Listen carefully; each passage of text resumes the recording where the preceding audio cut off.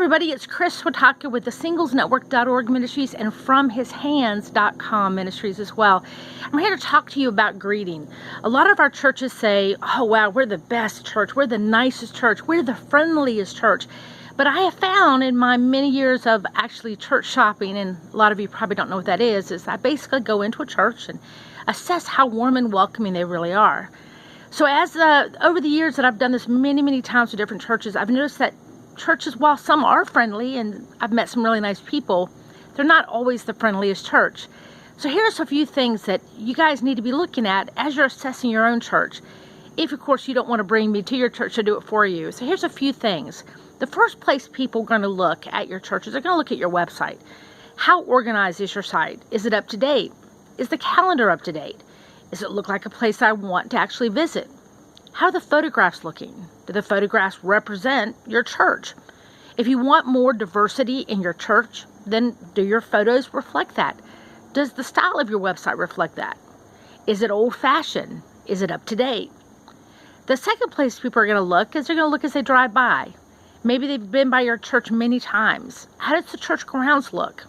Is the signage up to date and correct? Does the building look like it's in good shape? How about the parking lot? How about the landscaping? How does everything look and appear to someone who might be driving by? So let's say somebody gets past your website. They go, okay, great, the website's up to date. It looks like there's a place for me. I can find information. I can find the hours and the time and when to get there and so on and so forth.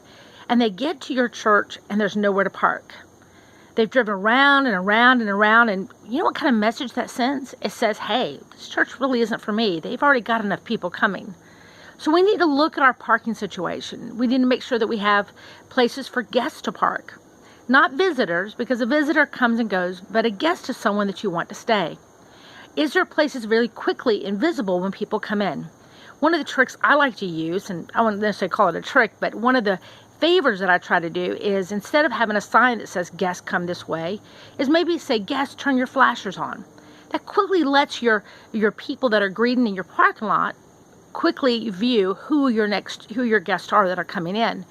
Because easily you can say guests this way or that way, but how are you going to know which ones are the guests, and how do you know which ones are actually not just members trying to get by as guests? So I have them put their flashers on, and that just helps us identify them pretty quickly.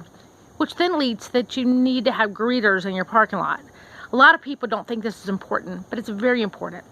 They're trying to create immediately a protective type situation. You want your guests and your members to know that we care about you so much that we're even watching our parking lot.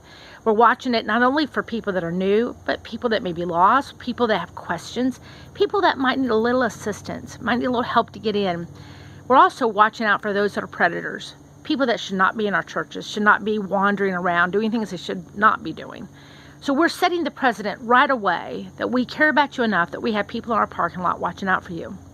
And then what doors do people come in? Is it obvious the right door? Can I find it very quickly?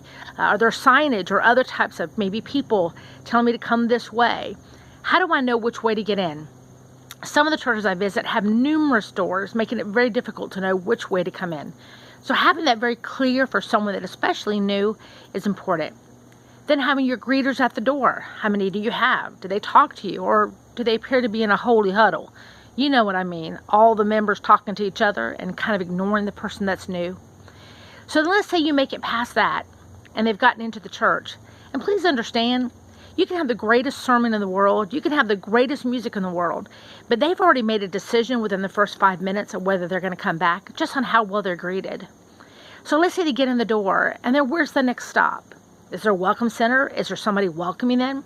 If they get to the welcome center, does someone have the right information? Do they know a lot about the church? Do they know where the Sunday school classes are, whether there are singles ministry or not? Younger, older, do they have an idea where the bathrooms are? Do they have an idea of information about the church that they can answer? Do they have a map? Is it clearly a map on the different walls throughout the church to help somebody find their way around? So then you get to that person, and then the next step is, where do you go from there? Are there people to help you get to a Sunday school classroom or a small group? Are there people that help you get into the sanctuary? Well, these are a few of the steps that I've given you in order to be able to help somebody and to help them know that your church is warm and welcoming. If you'd like more information or how to bring me to your church, my number is 919 434-3611. Also, you can find out on my website all the details and information on how to bring me to help you become the most warm and welcoming church. Like I said, these are just a few of the steps. Please call me for more. Thank you. Bye.